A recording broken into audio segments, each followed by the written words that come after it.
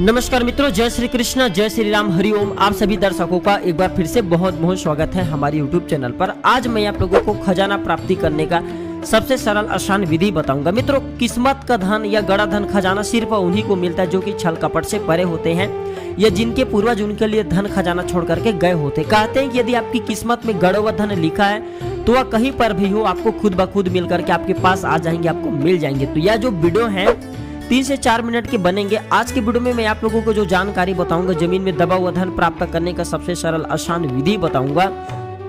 ये आपकी पूरे जिंदगी को बदल सकते हैं। 3 मिनट की जानकारी आपकी किस्मत बदल सकते हैं। और हम कई वीडियो में बोलते हैं कि वीडियो को कभी भी आधे बीच में छोड़ करके मत जाया करें, बाद में पछताना पड़ता है। और कोई भी जो जानकारी होती है व्यर्थ नहीं जाती, अभी नहीं तो बाद में चल करके काम जरूर आते हैं। तो जो हमारे वारस संहिता शास्त्रों हैं, कौतुक चिंतामणि है, रावण संहिता है, इसमें ऐसा बताया गए हैं कि भूमि में अगर ये लक्षण नजर आए तो आप समझ जाइए कि उस जमीन पर, मतलब उस जगह पर जमीन में दबा हुआ खजाना है। आज की वीडियो में मैं आप लोगों को बताऊंगा। इससे पहले अगर आप चाहते हैं कि इस प्रकार की अच्छी जानकारी आपको मिलती रहे तो हमारे चैनल को सब्सक्राइब कर हमारे साथ जुड़ सकते हैं। हमारे शास्त्रों में सबसे पहले तो ऐसे बताया जाता है कि सपने में अगर आपको पुराना मंदिर, आभूषण से भरा बाक्सा, शंख और कलश जैसे जो आकृति है ये सब दिखाई देने लगे तो आपको पैतृक धन प्राप्ति होने वाला होता है, यानी कि आपको पितरों के द्वारा दबाए हुए जमीन में गड़ा हुआ धन मिल सकते हैं। इसके बाद मित्रों ऐसा बताया जाता है कि जहाँ की मिट्टी में कमल के फूल जैसे सुगंध आती है वहाँ पर भी धन संपदा छिपी होती है। और ऐसा भी कहा जाता है कि किसी स्थान पर बाज, कौवा, बगुला या अन्य बहुत सारे पक्षी बहुताई मात्रा में बैठते हैं, वहां पर भी धन संपदा होने की प्रबल संभावना रहती है।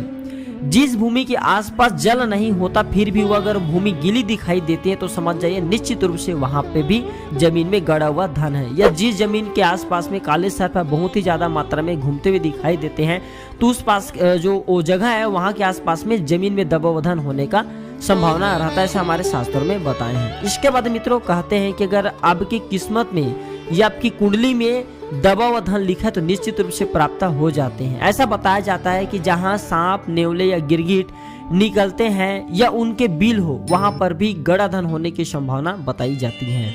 जहां बारिश होने पर पानी वाली जगह पर घास न उगती हो लेकिन गर्मी के मौसम में धूप में भी घास उगती है, वहां की जो जमीन है वहां पर भी जमीन में दबा हुआ धन मिलने के संकेत रहते हैं, यानी कि उस जगह पे जमीन में दबा हुआ धन है। और मित्रों ऐसा भी कहा जाता है कि यदि किसी एक ही जगह पर बहुत सारे पेड़ हैं लेकिन उनमें भी किसी एक ही जगह पर जो पक्षी बैठती हो, बाज बैठती हो या कबूतर बैठती हो, मतलब जो आपस में लड़ने वाले बाज हैं, कबूतर है, सब पक्षी आपस में लड़ते हैं, तो ऐसे पक्षी अगर एक जगह पे बैठते हैं, उस पेड़ पे बैठते हैं तो समझ जाइए उस पेड़ के नीचे में जमीन में दबा हुआ धन है। तो ये थे जमीन में दबा हुआ धन प्राप्त करने का जो कि हमारे शास्त्रों में आसान विधि बताएं।